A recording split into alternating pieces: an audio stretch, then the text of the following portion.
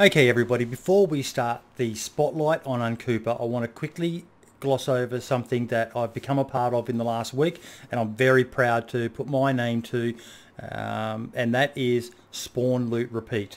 Now you may have seen a logo that I tweeted out with a coming soon. If you follow me on Twitter, please do. What SpawnLootRepeat is pretty much, as the logo shows on the screen, your source for DayZ news and content. So we are going to be trying to fill a bit of a void at the moment of one place to go to find anything and everything. Streamers, content creators, screenshotters, modding, you name it, we'll be putting it in there. If you've got any suggestions, the Twitter should be flashing up on the screen now. Send them a tweet, let them know. We are very excited to be doing this and bringing it all forward for everyone in this amazing DayZ community.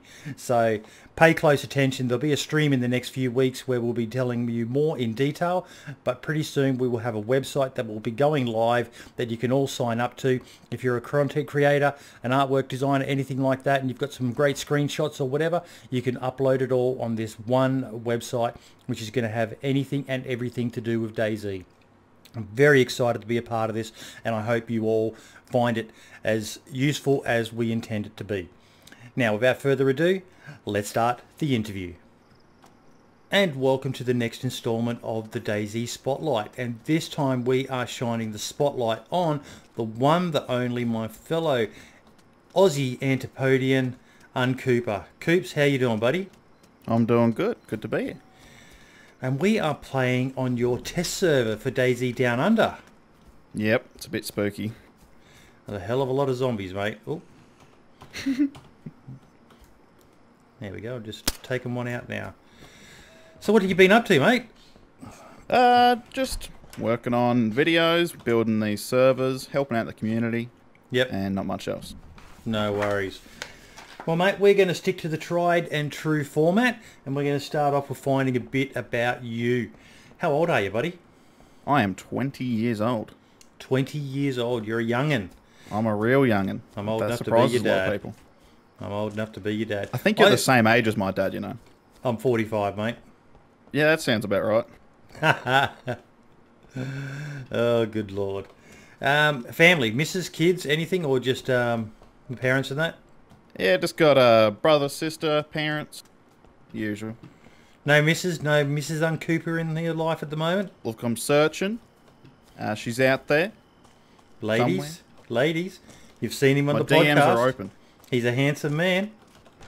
Hit him up on the Twitter, on the Discord, on the Pornhub, on the Grinder, whatever takes your fancy. I'm on all platforms. Same terrible spelling. And what do you do for a living, mate? Right now, not much, but Yep. I specialize in like IT and media producing. Yep. A lot of freelance stuff there. A lot of freelance stuff. Yeah, I know you've been doing emotes and some other artwork for some other content creators around there. Yep. Anyone in Plenty of particular? them. Anyone we would know of? Nah, I don't really want to brag. No. No, seriously, mate. This No, is the time I to honestly do it. don't. I don't do it enough for it to be Yep. that widespread. But if anybody wants to contact me, I could hit you up with maybe some video editing or something. I don't know. No worries. So, mate, obviously we know you're, you said even, your line of work is more IT sort of focused. Do you have any other hobbies outside of gaming, though? I guess other than like filmmaking, not really. In the past, I really liked cycling, but Yep. in recent years, I don't really have a bike, so that's kind of died off. But yeah, not really. Okay. Part of my life. So the big question I have for you, mate, and this is also a viewer question, which I'm going to bring up now, Asmondian. Also, I'll word it the way Asmondian worded it. What the fuck does Uncuepa mean? What is the origin of that name? It's a really boring origin, and it doesn't have any actual meaning. I was signing up to Club Penguin when I was like 10 years old. Yep. And I needed a name because my childhood nickname KJ was taken. It's a Yep. pretty common nickname, so I needed to come up with a new one. And I just started writing down syllables on a notepad and throwing them together, and I liked the sound of Uncuepa, and I just spelt it like that for some reason.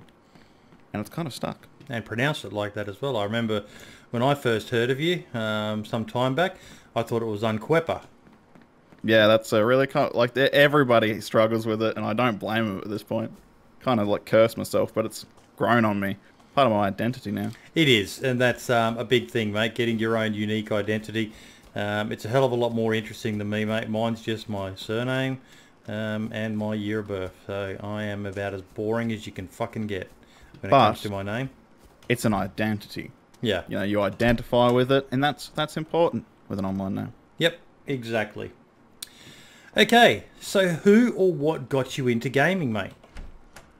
Well, my dad had a Sega Master Drive and a PC, and like played a lot of RTS games and FPS games in the 90s. And so when I was born, like I'd watch my brother play the Sega Master Drive, like play Sonic 2 and stuff. Yep. And watch my dad play StarCraft Brood War and an Age of Empires 2 reskin called Star Wars Galactic Battlegrounds. I loved Age of Empires.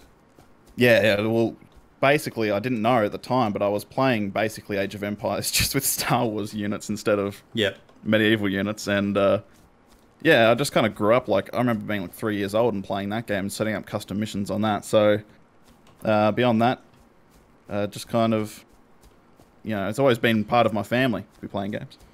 Yeah, and that, you know, pretty much the same as my house. You know, I introduced my son to gaming.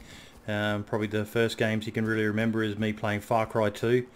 I used to let him take the wheel and drive between places, and inevitably he would always come across a bridge and crash it on me. But I didn't mind because we were playing together. Yeah, it was fun. The very first time I saw Far Cry 2, my friend was showing me that you could start wildfires, and it blew my mind. That I still remember that as well. The fires in that game were amazing, absolutely amazing. Yeah. Yeah, you'd go to an outpost and blow up the gas cylinder, and then just watch the fire just spread, and taking out the enemy and causing explosions of ammunition, and it was amazing, absolutely amazing. Still one of my favourite games of all time, Far Cry 2. Speaking of which, what is your favourite game of all time? Is it DayZ? The thing is, like, I don't really have like one particular favorite game. I have just lots of games of different styles that I really enjoy. Yep. So as far as like survival games, DayZ is probably my favorite, with Minecraft a close second. I know it's like pretty basic, but it was a big game. I actually just got back into Minecraft. Probably my most played game, honestly. I spent years and years just playing that every day. Yep. Yeah, I loved it. I got into that like 2010 when it was just entering alpha. Modded or vanilla? I've always been more inclined to play vanilla. I've played a bunch of mods, but specifically like the beta versions from like 2011. I love those. Yep. Very simple. So what was your first PC, buddy? Oh, I wouldn't be able to tell you. It was just some like 90s computer that could just about run Unreal Tournament or Halo or something like that. Yep. But I'd have no idea. What are you rocking now? It's a pretty shitty like 2012 style computer. It's got a 3570K i5, so and a 680 Ti. So it like just about runs everything on medium settings just fine. Still records fine, but I'd like to upgrade. It does, but it does the job. Does the job. You produce some good videos, mate, so you can't complain. It's still doing the job. Oh, yeah, for a PC that cost me about $250 to build, that's really good, yeah. Yeah. And what about consoles? You been much of a console gamer? Well, after the Sega Mega Drive, we got a PlayStation 2, and I grew up on that. Yep. Playing like Star Wars Battlefronts and Jak and Daxter and Ratchet and Clank games. And then I had a Wii for a few years, towards the end of the 2010s, playing Mario Kart. Mm-hmm. But I've always been more of a PC person, playing RTS and FPS games on there. Yep. And now I own a Switch for Zelda, and that's about it. Cool. Okay. So why did you start making videos? I'm not really sure. Why am I making videos? I don't know, I might quit. No, I was just 7 years old, and I think Dad, like, we had like cameras and stuff lying around the house, you know, just like standard digital cameras. Yep. So I'd pick them up and record, and then Mum would growl at me for filling up her memory cards. And then, yeah, I'll just make like silly, dumb videos. Like, I watched YouTube when it was around like 2008, 2007, when it was all just kind of dumb skit comedy. Yep. And so I just emulate that and make parodies of things, and they're all terrible videos. And of course, I was like 10 years old, so they're yeah, they're really not good. But from there, it was like 2010, 2011. I started to, that's when gaming YouTube started to really become a thing. Yep. And of course, as a kid, playing Minecraft, and you're starting to see Minecraft videos become popular, you want to try it. Yeah. So, I don't know, over the years, I just started to mess around with it more, and in about 2014, I started this channel, specifically to make videos. I wanted to make videos that I enjoy, and hopefully other people would enjoy them too. Okay. And what about streaming? What got you into streaming? I'm not a streamer. I know you're not, mate, but you do dabble in it. What do you say? What you're saying? Twitch is my holiday home, but YouTube is my house. Yeah, something like that. Yeah, I don't know. I've been around since like the beginning of stream. Well, no, I don't want to say beginning of streaming online because, of course, there was like radio in the early 2000s. But like before even Justin TV was a thing, I knew about Ustream.tv. Mm-hmm. And as being a kid, I thought I'd be able to make a really popular... Actually, there was a... I don't know even if you know about this show, but someone watching this will know. The Lizzie McGuire show from Disney in the early 2000s. No. Alright, there was an episode of that where her younger brother held like an online live stream show. Yep. And it had all the... Like, it had like hundreds of viewers, and he would host it from his garage, and for some reason when I was about 11 years old I had this idea that I could do the same thing even though I was not interesting at all. And so I dabbled in that, and then I just like saw gaming streaming rise, and I don't know, I like to do it from time to time. Okay. What is your favourite video, the best video you've ever done that really stands out for you as I'm really proud of that video? Might not have been your most popular with the viewers, but what one for you really takes the cake? It's hard. It's like the favourite game. It's just like I like them all for different reasons. But if someone asked me to suggest them a video, I'd probably say my most recent one, the first episode of the Immune series, because it's probably like the most evolved form of my content. Yep. But if there's a video that hasn't gotten enough love, I don't know. I hold a soft spot in my heart for that fishing trip video. That used to be my like absolute favourite one. Don't go on too much about fishing, mate, because we're going to be covering that in more depth later on. I know that's a bit of a favourite thing of yours. It was the very first time I fished in DayZ, and it was actually my friend's first time ever playing DayZ. We met up in Tarovo, and we just decided to fish. Yep. It was just like the dumbest hour where we were just messing about, and yeah, I don't know. It just kind of holds a special place in my heart. As like just for an hour, me and my friend fished in DayZ, and it was a great time. What recording software are you using, mate? OBS. Been using it for a few years now. Never let me down. Not a fan of Shadowplay?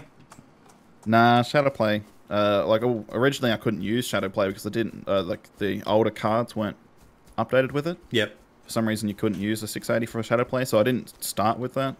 And then Shadowplay didn't have splitting audio tracks, and then when it finally did get that, I tried it and it had out of sync audio, and I just can't be bothered. Yeah. No, I've got that same problem we were talking about it earlier, where it just seems to be variably out of sync, not just a solid out of sync. Yeah, it's weird. The most frustrating thing. I still use it as a backup. OBS is my main one, but yeah, I use it as a backup for just in case OBS lets me down somehow. And Shadowplay used to have that really dark gamma glitch. Yes. With DayZ, so there was really no reason to use it back then. Yeah. What about editing? What do you edit with? Adobe Premiere. You're not a lot of us, mate. The majority of people I interview seem to be Sony Vegas fans. What's funny is that I can use both. I actually used Vegas for a lot of years. Yep. But I switched to Premiere because I don't know. I prefer its style. It's a lot simpler, a lot easier. It doesn't have all the bells and whistles, but it's pretty good. Now, just you said you're in northern Berezino, up the hill. Yeah, I'm in Kelm. Oh, you're in Kelm. Yeah. I just left Kelm, looking for you. I'm on my way back. Okay. Now we're going to get into the questions more about DayZ, mate. Did you play the mod? Not while it was the big thing. But Yep. I wanted to. Piqued my interest, and I just couldn't afford it, so Yep. I didn't get to play while I was Prime, but I have played it, since I bought Standalone. Yeah. What is it about DayZ that makes you love it so much? Player interactions and stories, really. Yeah. Doesn't matter if I was just PvPing or I went on this weird RP adventure when I don't really RP, I don't know. Just being able to walk away and years later tell these like really funny, interesting stories that me and my friends can reminisce on. Yep. And not many games give you that kind of experience. No, DayZ is kind of unique in that regard. So that and the fear. Yes. There's that big thing of fear. Like I talked about it in I had like a DayZ retrospective video, and I talked about how for the first 50 hours or so, I just hid in houses with my friends on empty servers. We were just terrified to lose our characters, and that kind of gear fear transitioned into just like adrenaline rush every single time a gunfire, like a gun fires in the distance. You kind of miss it a bit. You've gotten smarter. You've gotten more experience with the game, but at the same time, there's nothing like those first few encounters when you're playing the game. And absolutely shitting yourself when you see someone else or you see a zombie. Once you get used to it, you can still get fear from a good encounter with people, but you've lost a lot of that initial... You know what I mean? See, I don't know, like, I can still be in, like, at the top of Devil's Castle. I can see someone run below and I'll freak out. Like, I'll be shaking, I'll start hyperventilating. And that's, like, I know I could probably kill those people. They don't know I'm up here. I've got the element of surprise, and yet I'm still shaking, just the fear that they might. Like, I know they're going to try and shoot me, but still, that kind of grips you. I like that. I'll meet you at the well as well. The one near the orange brick? Yep. We're already here. So what's kept you playing it through all these years? Again, those stories, I just keep coming back for those adventures. Those fun moments. And the fact that no matter how many bugs there are or how much content there isn't and how many times they've had to redo a system, I still just have fun looting up, going on adventures, meeting people. Yeah. Doesn't get old. If you could add anything to the game, what would it be and why? Right now? Don't you say fishing. State don't you say fishing. Overall? Like something that hasn't been mentioned to be added. Something that hasn't been mentioned. Okay. Well, I was actually really disappointed by the fact they're not going to add a boat into the base game. And I know that could be tied into fishing. But, like, you know, you've got Prison Island, we've got Scalisti Island, and there's plenty of talk of mods with island strings, you know. And talks of, like, extending the map south to add Utez and an island where Riffy's going to move to outside Berezino. I just think it's kind of a missed opportunity not to have boats. And you could do really cool dynamic events out there, like, you know, half-sinking ships or, like, care package rafts. I don't know. Boats would be cool. But other than that, I'm not really sure. There's a lot of stuff that's coming in the game, and I know a lot of modders are working on stuff, but maybe movable bases like caravans and train carriages you can take over. Yep. That would be really cool. Yeah, I saw you questioning about the Arkansas mod as to whether they'd be able to put a base on it. So I'm very interested in seeing what they come back with on that, because that would be... It'd be a prick of a thing to hold, but it would be fascinating to be a part of. It would just be really cool if there was a faction that owned the train and it was friendly with everyone, and it was like it just dipped between different towns helping people out. Like a mobile store, that could be really cool. Yeah.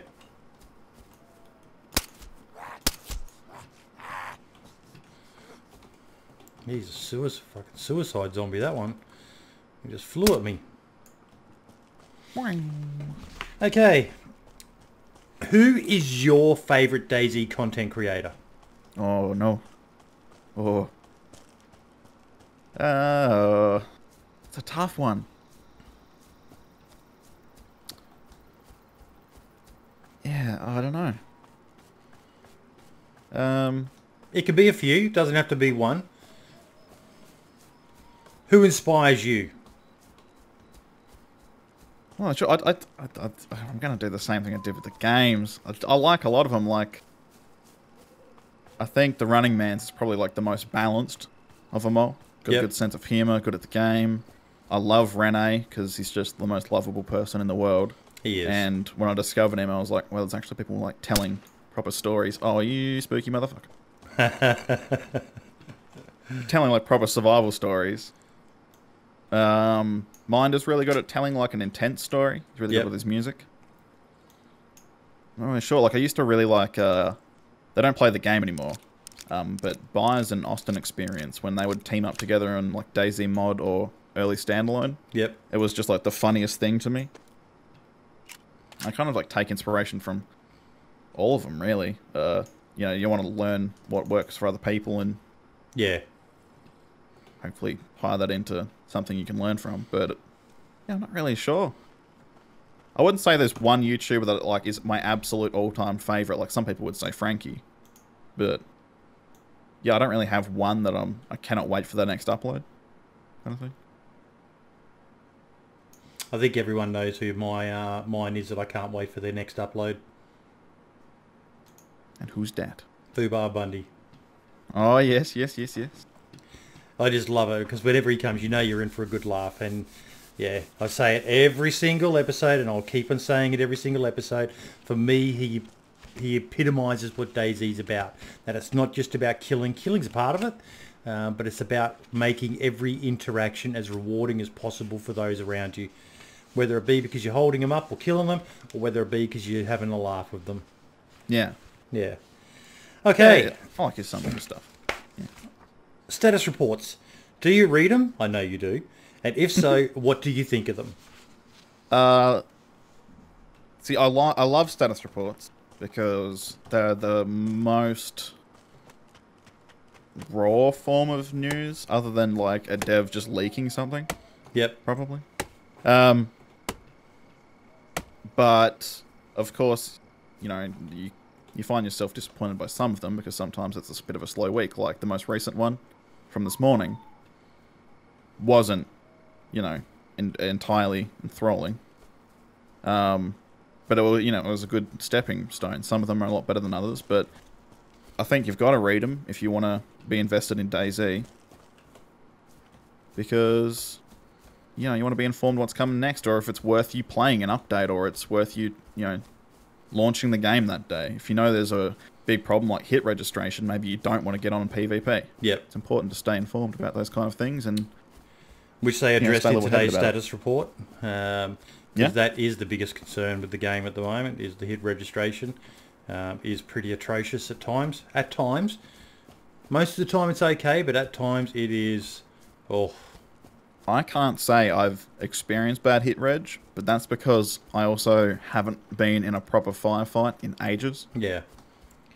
I know. Really, look, I'm the same, barring a couple of times on some of the PvP servers where I don't know if it was bad hit reg or just me being potato, but I've certainly witnessed it or not on some of the streamers I've watched, the Running Man and so on, where, you know, just yesterday he had an interaction with a guy where he actually said to the guy in game, "How are you not dead?" Because he pumped him full of AK ammo.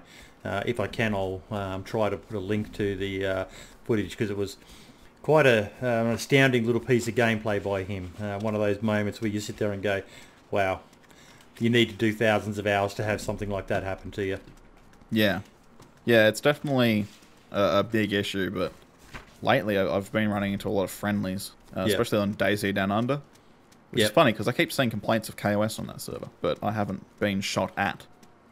Kind of the problem. I got killed just the other day again, mate. Bloke ran right up to me. I said hi, and he shot me point blank. He wanted your gear. He was geared. He wanted it. Yeah. Who knows? Maybe he had a little friend. You got to look at the bright side of these things. Maybe your gear went on to help a new player who was nearby, who had never held a gun, and then your gun became his gun, and now he's had a great experience in the game. Yeah, they have, but they left me with a bad experience. And that's DayZ. Now you can find that man. You can kill him. Get your revenge. Yeah, maybe. Okay. What, if any, advice would you give to the dev team if they happen to watch this? Other than come to PAX Australia, you mongrels. Yeah, I bet you're pretty devastated about that one. I am, mate. I'm very, very sad about it. That's 2 years in a row that they've stood us up. I'm just kind of thankful I didn't get tickets, because that's what I went there for. Any feedback for the devs? I'd say... See, I want to say that they should just focus on making the game. They should focus less on trying to appease the shitheads. But you got to keep people informed. Yep. But there's a few things where I know it's not the same. Like programmers aren't doing this. It's probably like Batty and Martin doing this. But like responding to people on Twitter who are having troubles, like why aren't there cars in already? The mod had cars, and they respond. It's like, I don't know, like focus on advertising the good parts of the game and the parts of the game that work, and keeping a positive atmosphere about DayZ. I'm not really sure, but I don't know. That sounds weird. I don't know. A bit of feedback for the devs. Put fishing in. I don't know. I'm not sure. I think they're doing a pretty good job. I like that they've expanded the community spotlight. Yeah, that's great. And I was happy to see that they've both, in like the 2 weeks, they shouted out Compass and they also shouted out Spotlight. So that's fantastic. Getting those big community things out there and helping out smaller people. Like when I got put in the status report, I can't remember which video it was, the very first one that got put in. Might have been one of my DayZ spotlights. Yep. Yeah, that was really good for my channel. I really like that. And it's good that they have that ear to the community. But I'm not sure. I definitely think 0.63 was released too early. And in retrospect, that's easy to say. But at the time, I was saying they just need to tell us what the state of the game is in. Like they should have... I know they had like the 0.63 experimental checklist that only got updated like twice. But it just felt like they weren't telling us what's wrong with the game to not release it, and then they just kind of sprung it on us. That very first stress test was a real big surprise, and it was released pretty early because they wanted to keep people happy. I feel like if they had spent the entire year quiet, and I know this would have annoyed me, would have annoyed everyone, but if they come out with a more functional version straight onto experimental, they would have got a lot more better press. And I don't know, it's easy to say these things in retrospect, but I often think, and I like what they're doing with experimental beta now, where they're spending time working on a build that's hopefully going to work and have all the features they want to have in it and not cut anything. And then release that, and that'll get people in their good grace. People might complain about how long it's been between updates and, say the year of DayZ thing, but release one really big good update with vehicles and base building and you'll make thousands of people happy. Okay. Do you have matches? Just checking. No, I do not. Do you have a knife? Yes, I do have a kniff. Could you get me bark, please? I'll make a fire. Okay. What's your biggest gripe with DayZ? In 0.63, I'd say it's lack of, I don't want to say end game, but meaningful PvE content. I've done everything there is to do in 0.63 right now. Over and over. I've hunted, like the hunting, having animals back was amazing. And I've had plenty of barbecues. I've killed every single animal there is to kill multiple times. But now I want to set up a camp, and now I want to make a farm, and I want to, repair some vehicles and stash them somewhere, and I want to put up a wall. Yep. And I can't. And that's a pain because, in 0.62 I was able to, so it's kind of like a step back, and I understand why it's happened. That's not really that's not the complaint. But I'd say, like, right now it's just the lack of content and having to wait. Tough, and that's put DayZ in a weird spot. But overall, maybe the fact modding has taken this long to come in. Even with the soft launch of modding. Yeah, like the fact modding isn't like they haven't released the tools yet. It's a big task to do that and have it set up properly. But if we had modding and server files out from the beginning, I honestly think DayZ would be in a much healthier state. Like if they came out in 2015 when, like you say, 0.59, when all the cars were added, you'd see servers like Doug in a way different state than they are right now. So I'm not sure. I just really hope these modding tools can... I am just happy to see that a lot of the communities have come back so strong. Yeah, yeah. It's good to see that there's a bit of passion there for it. And I always said, you know, there'll be mods for DayZ Stanley. Yep. For sure. Some very exciting ones in the works as well. Very exciting one. Speaking of which, what are you most looking forward to in DayZ? You don't want me to say it. Fishing. Other than fishing. I've gotten real stuck on that in the last couple of months. Excited, I don't know, set up a camp, trader camps, having proper walls. Yep. Seeing the village come back and actually be able to put up some walls and defend itself properly without having to use bullshit tents. Yep. And proper destructibility for that, so you can actually like raid people. I can't wait. I know people are worried about helicopters, but it's one of those like eye in the sky goals that keeps you getting on every day. You might not get it for a couple months, you know, but you'll keep getting on. You'll see it flying overhead, and you're like, I'm going to find out where their base is. I'm going to get it. We're going to raid their base. We're going to steal their helicopter. It's going to become ours. Yep. Just things to add to the atmosphere and world. And then I can't wait for the modding to progress to the point where we can have things like seasons. And I did love that snow video you the winter I hadn't Chinaris seen it. Yeah, that looked really cool. Absolutely beautiful. It's going to be so important to stay on top of the what the modders are up to in the weeks and months to come, because there's just so many things that they're talking about. You know, how many people said they wanted snow in Chinaris? Well, yeah. If you want it, now you can have it. And I was talking to Sumrak about how if the as long as the terrain's the same, you could use the same persistence file for the different versions of the maps. So that idea of having seasons is absolutely doable. Yep. 100%. And yeah, just things like that. I'm not sure the devs will be able to do that. We're not really, like, you know, the future of DayZ is a bit shrouded in mystery. But for sure, modding will go ham with those kind of things. I'm really excited to see new landscapes, new threats, and just more things to do after I've got myself a gun, ammo, and some food. Yeah. Okay. Has your style of play changed at all? If so, how and why? Oh, absolutely it's changed. When I started playing, I was very scared to do anything, but if I ran into anyone, I was killing sight. I didn't talk. And then I got a bit more confident with my PvP, so I was still a bandit, I'd say. I'd tie people up and, you know, bully them and feed them rotten fruit and stuff, but I'd, you know, talk to them, and I had a few experiences where there'd be like 10 of me and my friends from high school, and we would get a fresh spawn, make them naked, and tell them to like give us tours, like tourist tours, and if they didn't do a good enough job, we were going to kill them. Yep. And then over the years, I became more and more friendly, became less and less scared about losing my gear, so I didn't care if I died. Until eventually, I just wanted to roll around on the coast and meet people. I didn't care about getting geared up at all.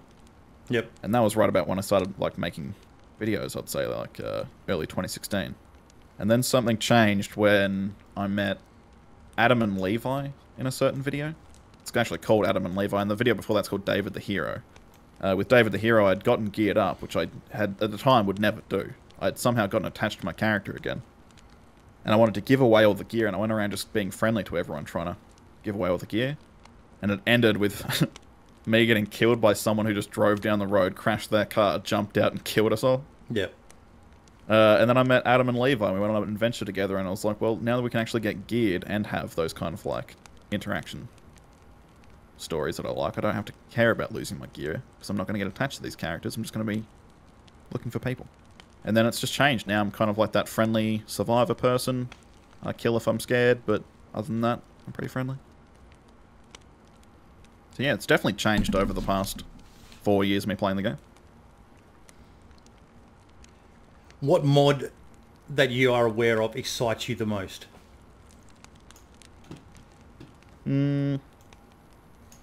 Do you need this stick to cook any meat, by the way? Nah, I don't have any meat. I just wanted to fire. It's nice. See, the train mod looks cool, but it's definitely not a mod that I'm excited for. I can't wait till it's on servers that I play it, but I don't think I'll bother fixing up the train. It's more like a world thing. Maybe I could, you know, shoot someone as they drive past in the train. Definitely just more maps. More maps with unique threats. If Namalsk has that kind of like EMP storm or like a blizzard thing that shuts me down for a few hours, you know, like I have to prepare. Those kind of unique threats on a unique landscape, getting lost in things, that excites me. Yep. Yeah, just kind of reinvigorating the adventure and giving me a reason to team up with people. So yeah, new maps. And then beyond that, just anything that makes it like more fun to be, you know, hardcore immersed. So whether it be like animal husbandry, where I can put some, I can build fences, and then if I close the gate, it makes all the animals inside persistent.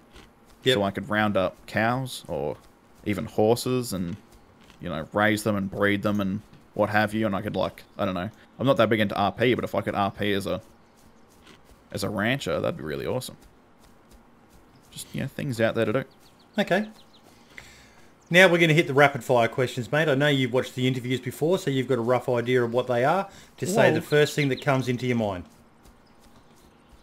You ready? I'm ready. Favourite long-range weapon? Either Mosin or Winchester.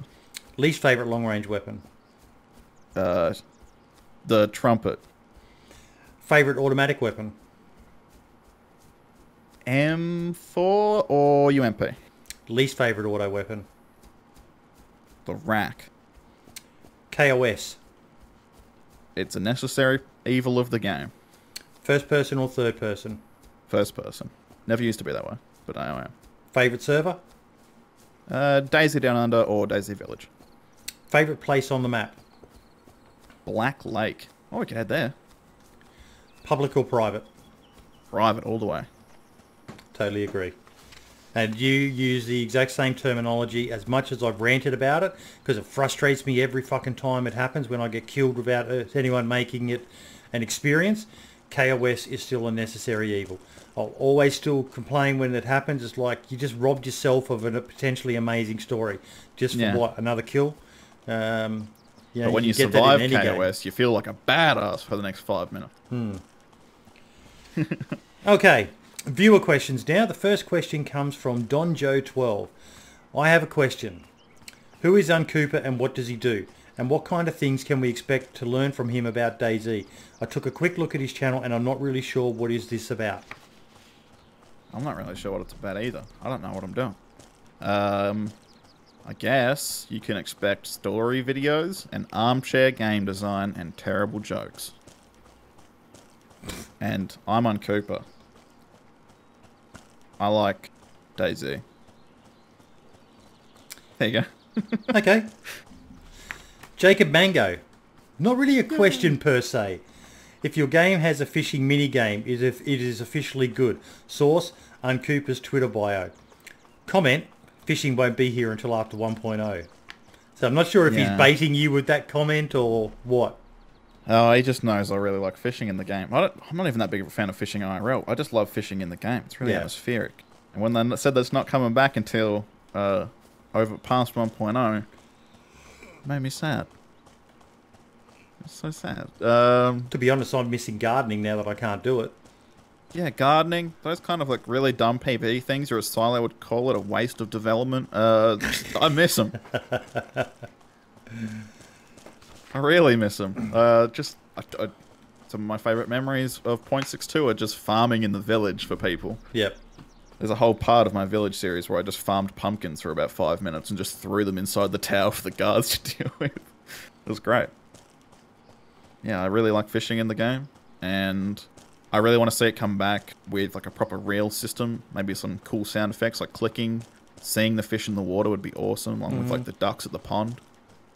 But also along that, like, you know, like throwable spears and the bow and arrow coming back to like shoot down the pigeons and stuff they're adding to the game. Yeah. Or even the rats. Oh, imagine putting a rat in a skewer. That'd be unreal. Yeah, those kind of little PvE things add up to a much larger world And I think it'd be awesome if we could have those things in this survival game. They're fun. Okay. Cam Can't Run. Love Cam. Favourite musical album ever? Boom. I'm going to break Cam's heart. I don't really listen to much music. Probably like the most recent album that's had, like, that isn't a movie soundtrack, because I'm really into like movie and game soundtracks. It was probably Childish Gambino's Me and Your Mama album. That was really good. But yeah, I'm not that big of a music guy, which I think weirds definitely my music friends out. Yep. Barely Infected. As far as I understand, Uncuepa is known for making, for map making in Team Fortress 2. Are you going to make maps for DayZ? I am drawing up some basic concepts for some maps. Mm-hmm. What a fortuitous time to come across this map here. Yeah. But this takes thousands of hours of work, and that's when you know the program. And I don't know the program. The only map making program I'm actually like comfortable with is Source Engine's Hammer World Editor. Yep. Which isn't this. So I've got to learn a whole new program, and that's kind of daunting. Especially when it's such a, you know, intense program. I wish I could point. Hold on. I've got an IZH. Black Lake. Favorite spot on the map? We're going there. How do we get there? Follow the yellow trail, and then follow the red.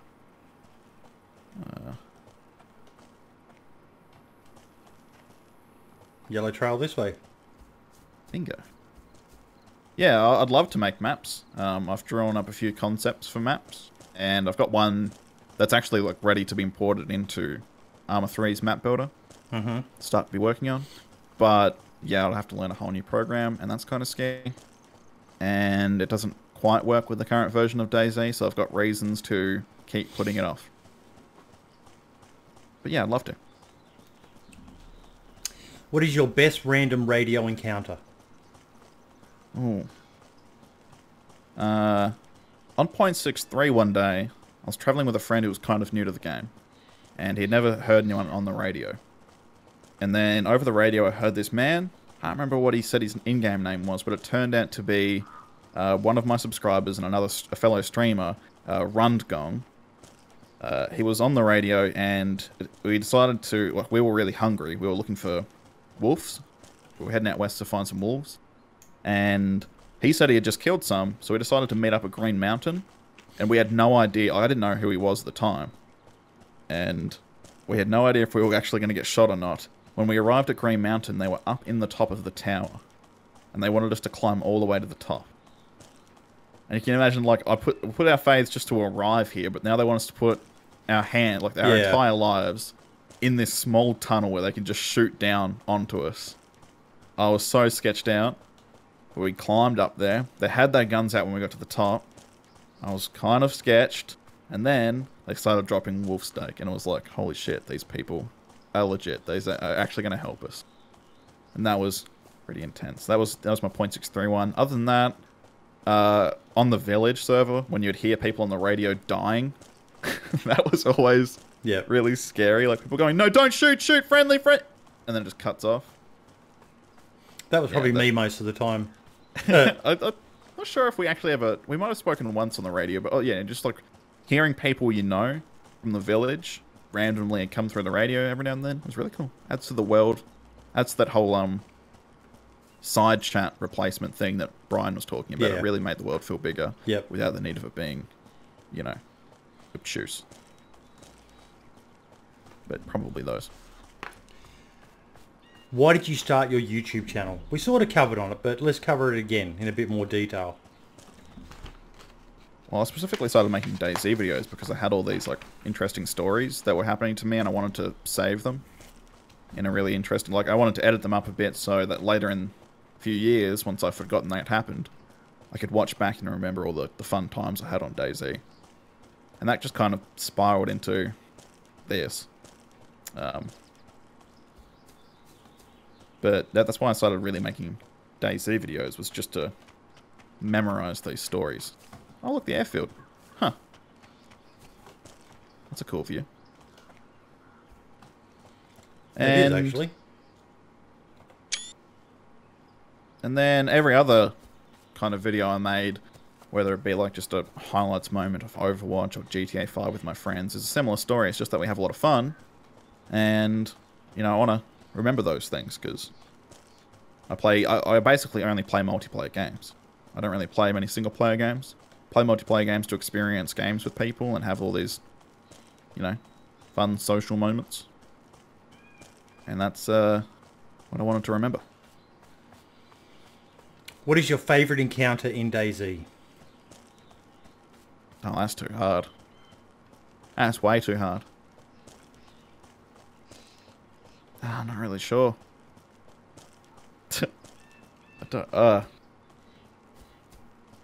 Yeah, I can't say that I have one particular. I have all these. I've got a whole YouTube channel full of them. Just go watch all them. Those are all pretty good. Not one that really stands out as, you know, a memorable moment or...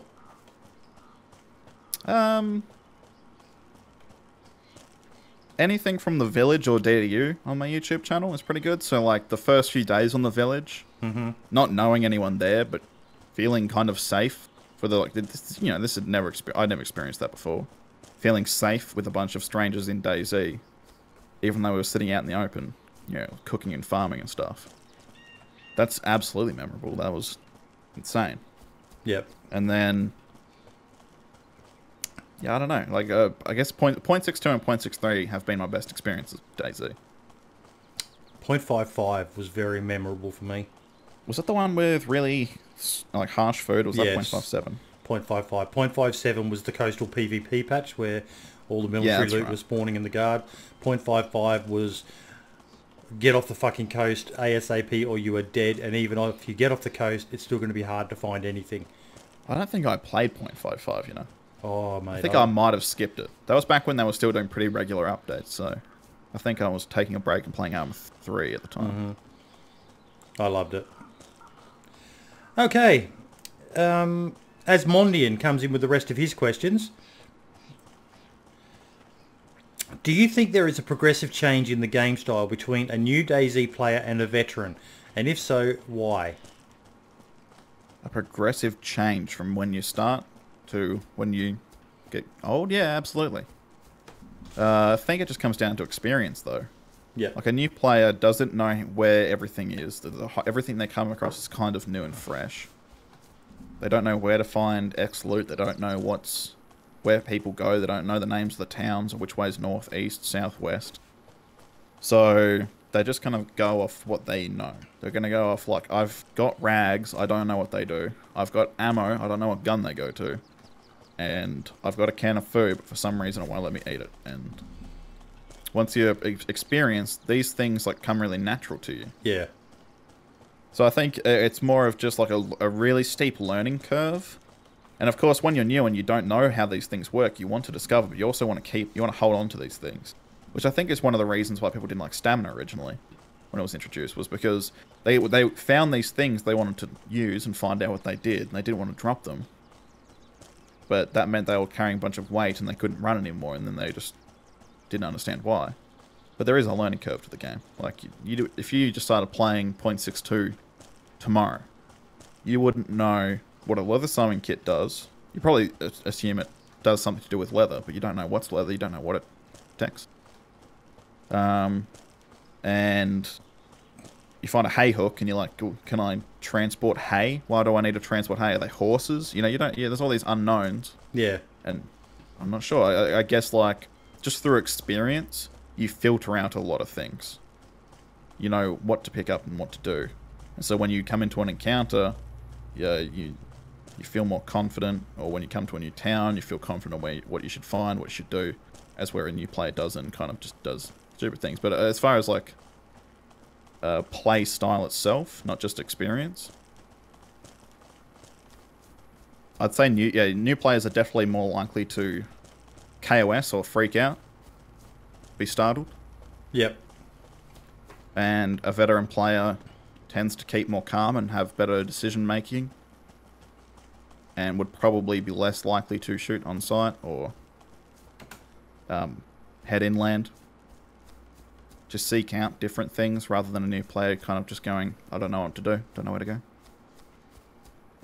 I think it all comes down to experience, like what you know of the world, what do you know what's possible. Okay. What kind of general content do you enjoy the most? I'd say all of it. I don't know. I can't say there's anything in the game right now, like content-wise, or that's coming into the game that I don't think that should be added to DayZ. Kind of keen for all of it. But if we're talking about what could happen with mods, I think making everything overly militarized with APCs and tanks and lots of helicopters with guns and giant metal bases that tower into the sky, I think that just that kind of mod breaks the survival element of the game. I've played Epoch. I found one MRE and that sorted me out for 2 hours of gameplay. And then in the time that it took me to find one MRE, I found 16 assault rifles. So I feel like this, you know, like why are you playing a survival game? Why don't you just go play like Arma 3 King of the Hill at that point? If you want that kind of... I guess maybe it's the collectathon. Something in the brain's like, this is a good gun, this is a good gun, this is a good gun. I'm not sure. But I don't think that should be in DayZ. Of course, people can play any way they want, but... Yeah, definitely. And they will. If you're going to play a survival game, why would you want a game where there is no survival? It's all just kind of a deathmatch with base building. Look, I've had this discussion with a few people, and I use my son as an example. He's kind of over the DayZ style genre of survival games. That said, he has just started playing Minecraft again, but Minecraft's sort of one of those eternal games. Yeah, it's just like a difference between like crafting survival games and... But what he loves and why he still comes back and plays DayZ, and he was very excited when I told him about these PvP loadout servers. And he was like, really? So you spawned with all the gear and that? And I said, yeah, why does that interest you? And he goes, because as I said, I'm kind of over DayZ style survival games, but he's a massive armor player. I don't think a day goes past where he doesn't load up armor and create some sort of mission, or look for a mod of a mission that he can do or something like that. And he knows that DayZ engine is going to be used for Arma 4. So he's really excited at seeing what the engine can do with all this military stuff. So for him, and you look at the daily base, there's more people playing Arma than there are playing DayZ. For sure, yeah. There's a big interest. So the people will create the mods, and those people will come. So I don't think it'll be too long before we see tracked vehicles. Yeah. Well, I don't have any problem with like deathmatch servers because people will play what they play. Yeah. But I think there's a problem when people still want the survival part of the game. Red, this way. People want that survival part of the game. Yeah. But they don't want it to be, that necessary part. Like that it would be fine if those kind of servers... I don't have a knife, by the way. I do. You're going to have to do that. I'd be fine if like those servers, turned off hunger and hydration and kind of just embraced their shooting. Just make it a proper deathmatch. But it kind of weirds me out when... There you go, mate. People just want a super easy DayZ with lots of guns. Yeah. Well, there's no gear fear there. There's no interaction. It's usually not my style, but I understand why others want it. I guess, yeah. I guess people can play what they want, but I'm definitely not excited for those kind of mods. Look, I've enjoyed playing the PvP ones. It's been a lot of fun. I'm notoriously bad at PvP. That's why I'm so friendly. But I've enjoyed going on and being able to get a little bit of practice, because it's not something I actively look for, is PvP. Like I said, I died the other day. This guy ran up to me and I ran straight to him. Didn't point my gun at him or anything like that. I just ran straight to him looking for an interaction. And unfortunately, he was quicker on the draw than me. So I suffered because of it. But hey, that's my style. And yes, I die a lot because of it, but that's how I like to play. But I don't mind at the same time being able to still go and get some practice in killing, because that's not what I like to do in my normal gameplay. Yeah, absolutely, for training and like practicing, or just like getting that PvP urge out of you. Yeah. So then you can play DayZ in that kind of friendly sense. Actually, I think that's one of the main reasons why I haven't had a firefight on the interaction servers in a while. It's like a lot of the PvP players are on PvP servers. Yep. But I don't think deathmatch servers equate to like Epoch or Exile style servers. Yeah. And that kind of comes back to like, you know, should standalone have missions? And someone in the modding Discord was proposing this idea of like every second radio frequency every now and then receives like a Morse code beep, and it's a coordinate. And then you go to the coordinate and you find like a helicrash. Like a helicrash would transmit like distress beacon kind of thing.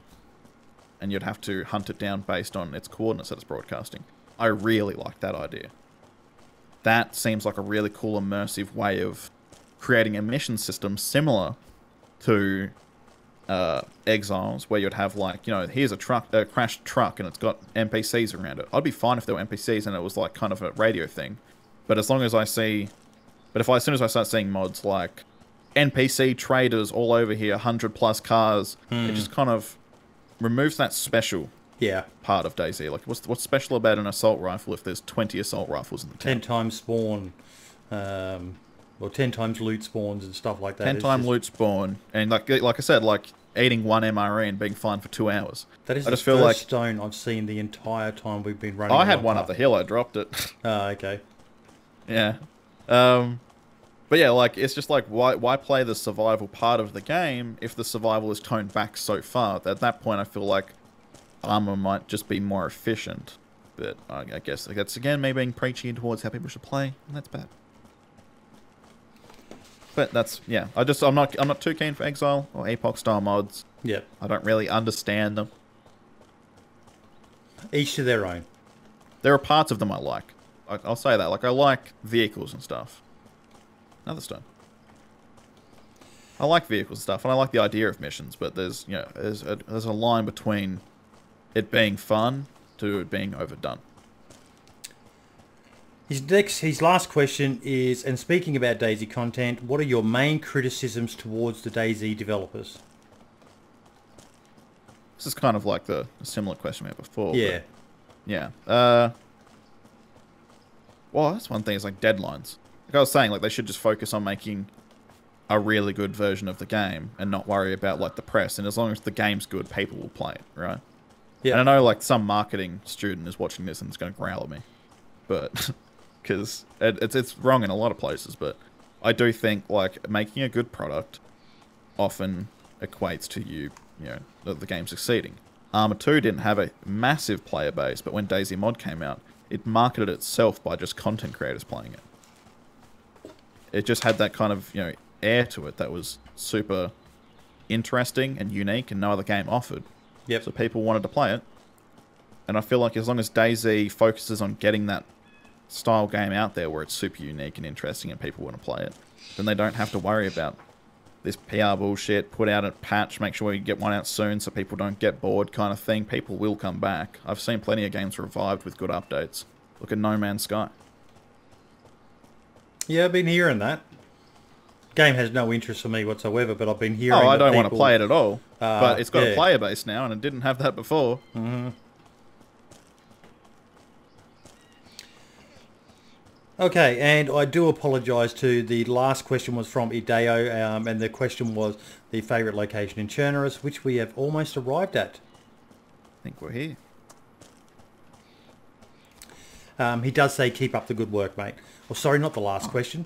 The last question is from FoxyPote. A few questions. Foxy. Well, Mr. Uncuepa, first of all, you're a top bloke. I'm sure a lot of people agree that you help out anyone where you can.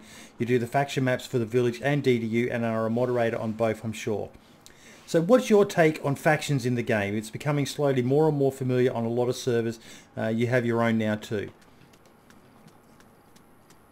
My thoughts on factions. Well, I like factions. They make the world feel much cooler. Like, especially having publicly known factions, having territory claims, things like that make the world feel a bit more alive than it truly is. Like, you might only run into them once every single 10 times you run through Viber, but if you're a frequent player of the village, you know that the Queen's Guard own Viber, and you can find them there. It adds something to the world, like a flavour. And also just being able to, like, see the same people over again, you know? For a long time, there was just server hoppers. Seeing, you know, everyone wearing boonie hats was just a way that they could communicate. It wasn't really a sign of anything. You jumped off a cliff, didn't you? I took a tumble, yes, I did. Alright. You want some food? No, I'm good. I'm healthy, hydrated, energized. Good. Yeah, so, like, factions, now that we have, like, community servers where you can't server hop, it adds a lot to the world. Because before, it was just server hopping. You know, a burning hat just meant people wanted to see each other. It wasn't a sign of, like, oh, that's that group. So, being able to see, like, blue armbands and go, that's the UN, you know? That's awesome. But it also does have its added problems as an admin. Because the moment you, especially if you run a faction, or if you're a village guard like I was, and you ban someone from the server for breaking server rules, if that faction doesn't believe that that person broke the rules, they will start spouting admin abuse. That they can't take it. Like, we had so many times we had to ban someone because they were using third-party comms or despawning or something from the village. And the faction that person was a part of would come spouting in saying, oh, it's just because they're better than you and they're killing you in the village or what have you. It's definitely... It breeds more toxicity. I'll say that on some community servers. Yep. And... of course, you want to believe your mates are the best person in the world. You know, they're your mates. They've got your back, and yeah, you know, a lot of these people know each other IRL. And you don't want to believe your friend did the wrong thing, and your friend might lie to you. Who knows? But it can definitely create more drama than needs to be on DayZ. But other than that, I love factions. I love the fact that I kind of started the faction thing on the village by accident. I just wanted to mark a location that was like, this is the village and this is the alternative society, and it kind of spiraled out of control. So, whoops. But, yeah, factions are really cool.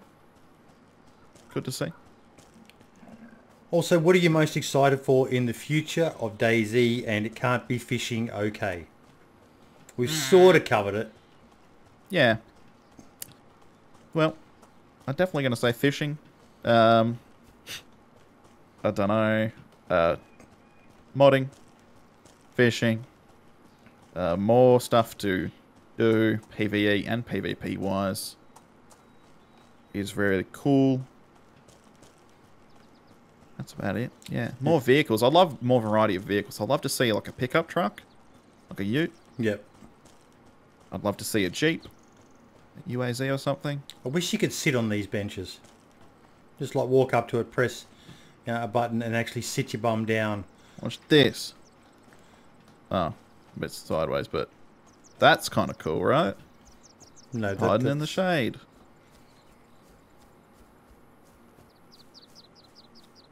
Got to count for something.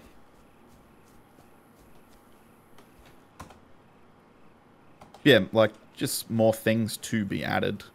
Yeah, I like the bus. Can't wait for the bus to be back. But yeah, more variety in vehicles, weapons, things to seek out and do. And I really want to see what kind of crazy contraptions people build up with mods. Be it like really intense farming mods or whatever.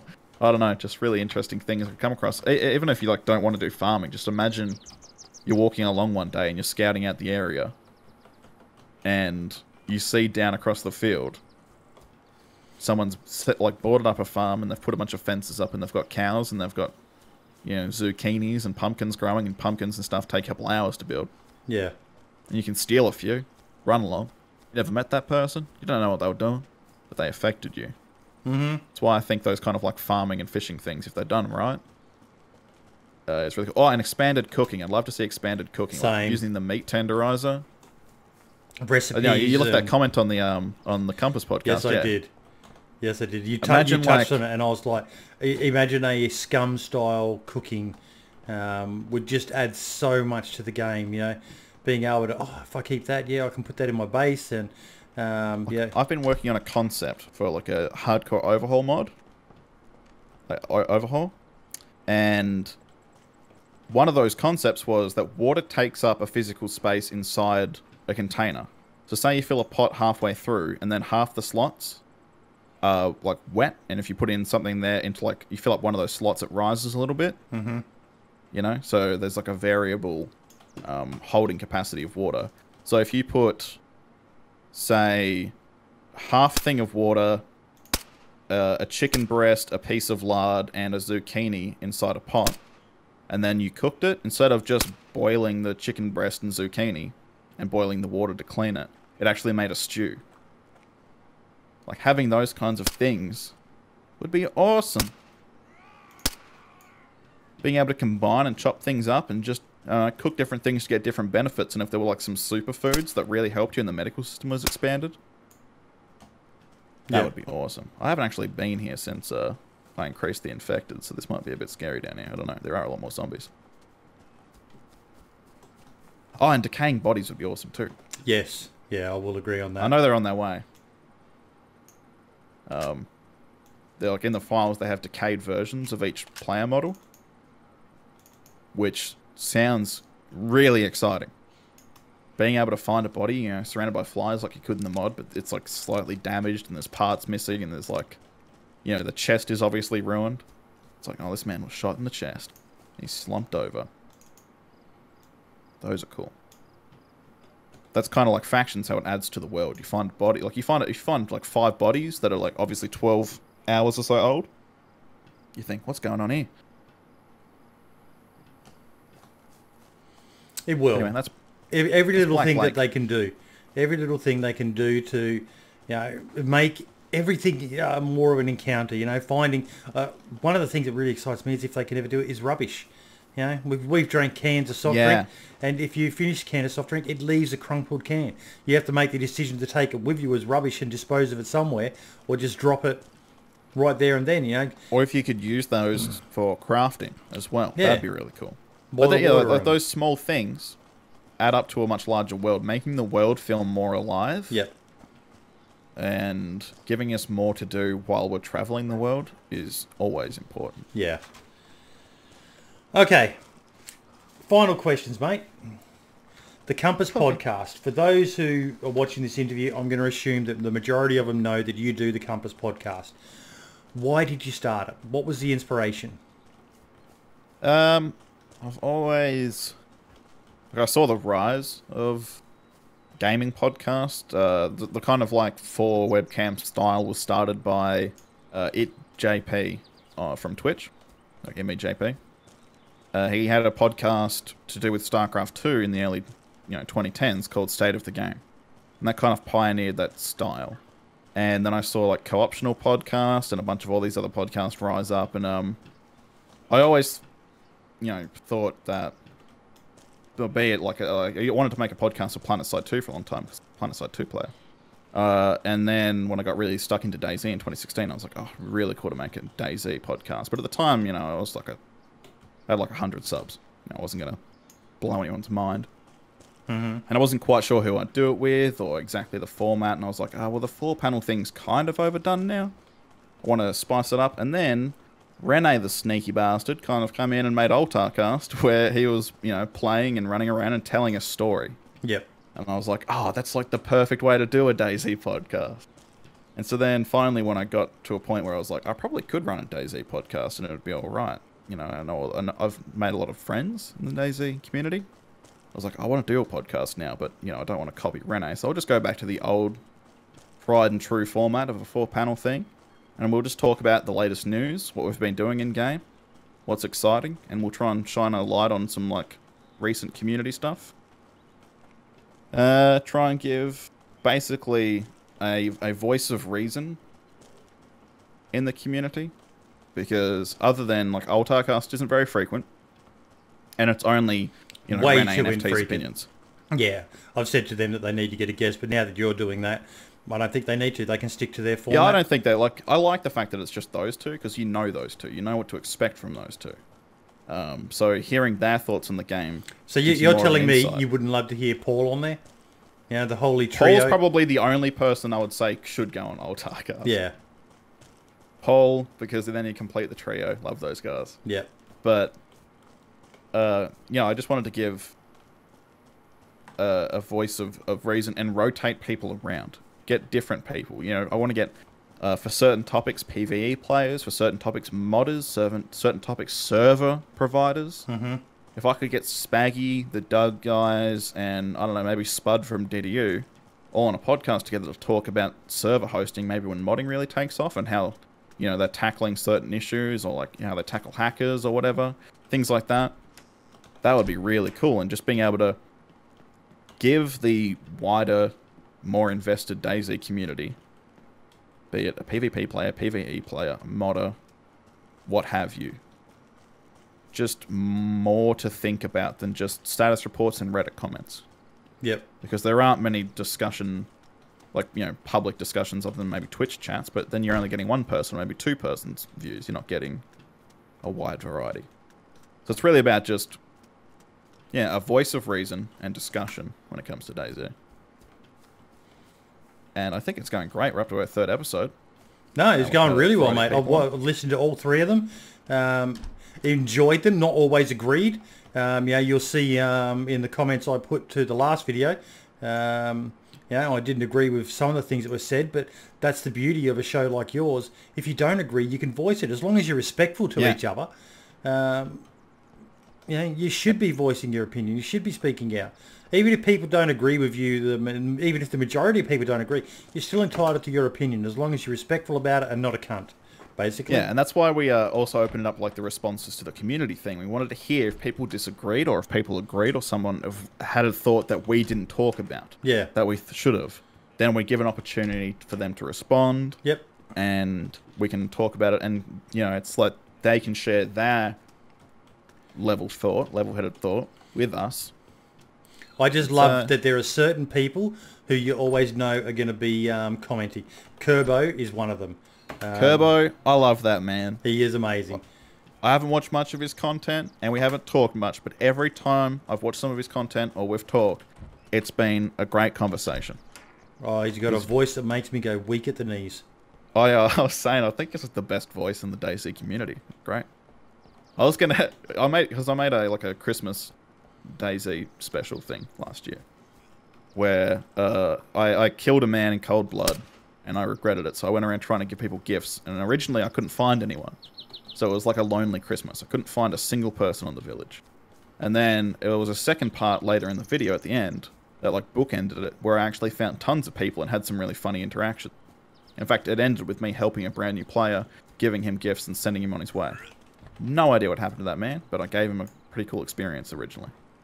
Yeah. And I wanted to get Kerbo to voice it. I was going to do like a Christmas story rhyming poem thing to it. I was going to get him to voice it, but I didn't have time, and I thought, I'm not going to annoy him like a few days before Christmas to help me out with my dumb Christmas video. But yeah, I think he's got the best voice. Like, he sounds like Santa Claus all year round. He's amazing. I'll put a link to his channel, everyone, if you haven't. He doesn't do a lot of DayZ stuff now. He still follows DayZ. He's just doing the smart thing like a lot of people. And he's branching out. He's playing a lot of farming games. The Farm Simulator one. I see him. He loves his simulators and his survival games. Yep. So good to him. So you're playing around now with modding. A little bit. A little bit. You're dabbling in it. You're learning, which is good. Always good to learn new skills. Something I need to remember at my age. I'm starting to get a bit all grey-haired and dusty in the brain. But tell us what your ultimate modded server would be. Ooh. Okay, so disregard any chance of this actually performing well on servers. It would take a supercomputer probably to run this. But a huge map, like this is pie in the sky, never going to happen. Yep. A huge map, probably, I'm not sure if you've seen the video, but there's a video called Expanded Chernarus. It's by Game in Theory. I talked about him on the podcast. But he made this concept of creating more of the Chernarus landscape. And adding islands. Yep, I remember you talking about that. It's a really cool concept, and he draws out this awesome satellite map that has another massive city to the south. Like, it's basically another 3 Chernarus's and some island maps. Like, all in one. I imagine that with hundreds of players, boats, helicopters, planes, proper journeys, like journeys that take in cars multiple minutes along roads of just like wilderness and farms, like a realistic length size map where each town is actually kind of, I don't want to say scarce, I don't want loot to be scarce, but kind of like you really have to get in and loot. You have to scavenge. You have to get out on your knees and you have to fight hordes of zombies. And around the map there would be, you can have room for like factions of like actual armies, like 40 players all geared to the teeth because they've put in the hours, possibly days of work to try and get to that point. It's very pie in the sky, and then you could have, you know, huge farms and actually take over farms and get machinery running and just kind of like, I don't know, I'd probably call it like something like After Civilization. Yep. A mod that is very MMO-esque in that it simulates a much larger, broader, more realistic world. But I don't know how you'd make that fun. I don't know how you'd make that run on a computer. I don't know how anyone could do that. But if someone could make a massive map with hundreds of players and all these different things going on, that would be the ultimate survival game experience, I think. Very Ultima Online, or, you know, those kind of like very free MMO style. Just give hundreds of people a massive landscape and thousands of different things to do. Just see what they do. See what becomes of it. The sort ultimate of like social experiment. Yeah, I was about to say, sort of like a social experiment. So, DayZ as it is right now, how many people do you reckon it needs per server? On Chernarus Plus, I'd say 100. It kind of depends. Like on PvP servers, I'd say probably 80. But on PvP servers, or like on RP servers, the more the better. Because eventually you're going to have like half the server inside, you know, certain camps. Like say the village, you know, it's at points would have 30 people in one location. That's half the server in just one small part of the map. Yeah. Makes the rest of the map kind of empty. So you need more players to kind of beef it up. But yeah, probably 100 is the golden number. And people might say that's too much, but as long as you can spread out from the coast initially, it'd be fine. Let's face it, you get 30 people gathered in any location, almost every server, you're going to end up with about half of those people back on the coast pretty quick. Yeah, it's worth saying that most of those people either left or they died. What advice would you give to people thinking about buying DayZ, mate? Make sure you know what you're getting yourself into. Know that it's not the mod. Know that you're not going to have this perfectly flawless experience. It very much is a loot and shoot, and if you don't like 2 hours of looting to lose it all, you're going to hate the game. But if you're keen on spending hours putting work into a character just to have it die on you, or have it be wiped from underneath you, or what have you, you could, and you open yourself up to lots of things that you might consider boring, you might find a game that's incredibly unique and interesting, and honestly the best in its genre. Where are you hiding out at? I'm at the Green Mustache, like the house at the other end of Ulsha. Oh, towards the coast? No, like towards the, I guess it's like just north of where we were last we saw each other. I just went looting around the town. Are you still in Ulsha or are you in Svet? Still in Ulsha. Okay, coming south. I'll meet you on like the tarmac road. I can hear another chicken. I'm at the I don't well. have a knife. Get another fire going. Come here, chicken. Ugh. We're having Red Rooster. I got a knife for you too. I've got shotgun shells, but I haven't found a shotgun yet. In your opinion, is DayZ going to be the game you hoped it would be when you first heard about the standalone project? Probably. I didn't really have any idea of what standalone would become. I kind of just bought the game for what it was at the time. I just saw people on the coast running around meeting each other and having fun and getting in these weird, really intense gunfights, and I wanted to be a part of it. So I'd say it's exceeded what I bought by far.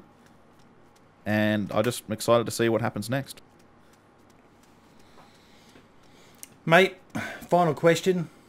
What can we expect from you in the future? Probably more of the same. Just stories of things that I run into on DayZ. Possibly, I don't want to promise it, more like concepts for mods and systems, like the humanity concept video I made. Maybe more of them. And I can't promise it's all going to be DayZ either. It might be any random game. You might wake up one day and I have a video of Roblox. I don't know. But if you like my sense of humor, try it out. Come along. Coops, I want to thank you, mate. It has been an absolute privilege and an honour to promote you, mate. A fellow Aussie like myself, doing good things in the DayZ community. We need more people doing the same, mate. Thank you very much. Yeah, there's we're a very small community, and at times we don't get the recognition we deserve. That is a slight jab at the DayZ dev team by not sending anyone to PAX twice in a row. Right. Sorry to hijack your interview to do that, mate, but yeah. Well, look, some people might say the Australian part of the community is a bit small, but we are a huge part considering our total population. Oh no, I've killed a lot of zombies. I don't know how many's going to come running. I just figured we should go out in style. I can see one down the road. Oh, I can see a few down the road. It's good. I've also got chicken. But yeah, it was a privilege to interview you, mate. I did really enjoy it. It was a lot of fun. You have done some great things, mate, and it is so good to see your channel growing. You've had some amazing videos that have gone viral for you, which has been great to see. I'm always happy when a fellow Aussie makes it. You know, we've got Diddy, we've got young Benfruit now partnered as primarily DayZ streamers. Things are looking up for us, mate. Well, thanks for having me on. I like DayZ, I like the community, and I want to see it prosper. And that's the way it should be, mate. That's the way it should be. Mate, all the best. I wish you the best, and say goodbye to everyone. Bye-bye. Ciao for now. And we're done. That was good. That was really good, mate. I enjoyed it. I was a bit disappointed. I wanted a whole pile of zombies to come rushing us at the end there. I know, I've killed them all, I think. I went around with the hatchet and I just really carved them up. Like, there's a few over here, though. We got in a Svet. Like, yesterday in Svet, there were hundreds. Yeah. But now I'm going to have to run now, mate. I've got more stuff I've got to get done. Got to keep the house clean. Is there any down the end here? Yeah, plenty. Look at them all. Shoots through the sky.